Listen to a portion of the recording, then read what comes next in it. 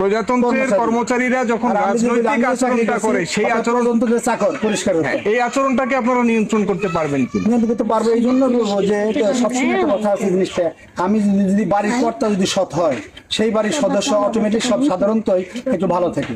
আমার ধামরাইতে যদি এমপি যদি ইসলামিক খুদার ভয় থাকে, সেই এমপি যদি বলো ওসি সাহেব আজ থেকে নিয়ে চিন্তা ভাবনা বাদ দিয়ে হিসাব করে চলার চেষ্টা করবেন, কোনো মানুষ যেন কষ্ট না পায়। তার কারণ আমার একটা লোক আসতে পারে আপনার থানার রাস্তায় মানে বারান্দা দিয়ে ঘুরে, সে পারে একটা পুলিশ ধরে, তখন বলে 500 টাকা দিলে তারপরে সে সন্ধান পায়। কাজে এই ধরনের অবস্থা থেকে আপনাকে আমি অনুরোধ করছি, আপনি সতর্ক থাকার চেষ্টা করবেন। কৃষি অফিসার যদি বলি আপনার ফাইল খুঁজে পাওয়া যায় না, আবার 500 টাকা দিলে বলে ভাই চা খেয়ে আসেন, আপনাকে আবার ফাইলটা পাবেন আধা ঘন্টা পায়। কাজে এই সততায় ফিরে আসতে হবে।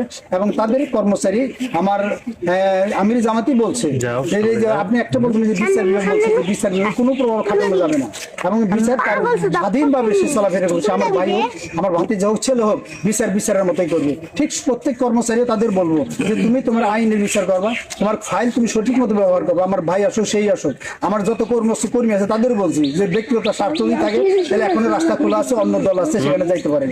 আর যদি মনে না আল্লাহ দিন কায়েমের মাধ্যমে আল্লাহ রসুল যে সমাজ কায়েম করেছিলেন, হযরত ওমর সেই রাষ্ট্রে বলছিলেন আমার রাষ্ট্রের মধ্যে ফোরাত নদীর তীরে একটা কুকুরও যদি না খেয়ে মারা যায়, আখিরাতে আদালতে আমি ওমরকে আল্লাহকে জবাবদিহি করতে হবে। আমি বলতেছি জীবন বড় শুধু এটা খেলে ওয়াজি করে গেলাম, প্র্যাকটিক্যাল করতে পারলাম না।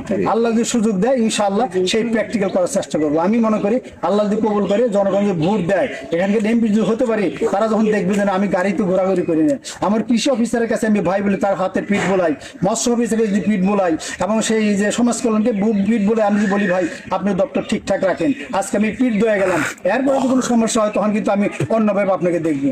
আমি যদি এইভাবে বলি এবং তাকে যদি বলি কোনো পয়সা কাউকে দিবেন না এবং আপনার পথে আপনি অটুট থাকবেন, আপনার প্রশাসন চালাবেন, আমার মনে হয় তারা আর এইভাবে কোনো রাজনৈতিক দলের হইয়া তারা বক্তৃতা দিবে না। তারও ভয় দেখায় যে তুমি আমি এখন ক্ষমতায় আছি, আমার যদি ইচ্ছার বাইরে কোনো কথা বলে তাহলে কিন্তু খবর আছে। এই খবর থামিবার যে প্রশাসনিক কর্মচারী তারা ভয়ের চিঠিটা করে, তাদের ইচ্ছার বিরুদ্ধে করে এবং তাদের স্বাধীনতাকে হরণ করা হয়। এই জন্যই করে। আমি যদি তাদেরকে অভয় দিই, আমরা যদি তাদেরকে আশ্বস্ত করি, তাহলে তাদের কোন দরকার নাই। তারা প্রজাতন্ত্রের কর্মচারী, তারা সঠিকভাবে কাজ করবে। আমি বিশ্বাস করি জামাত ইসলামী ক্ষমতায় গেলে এরকম একটা পরিবেশ করতে পারবে, হয়তো বা একটু সময় লাগতে পারে।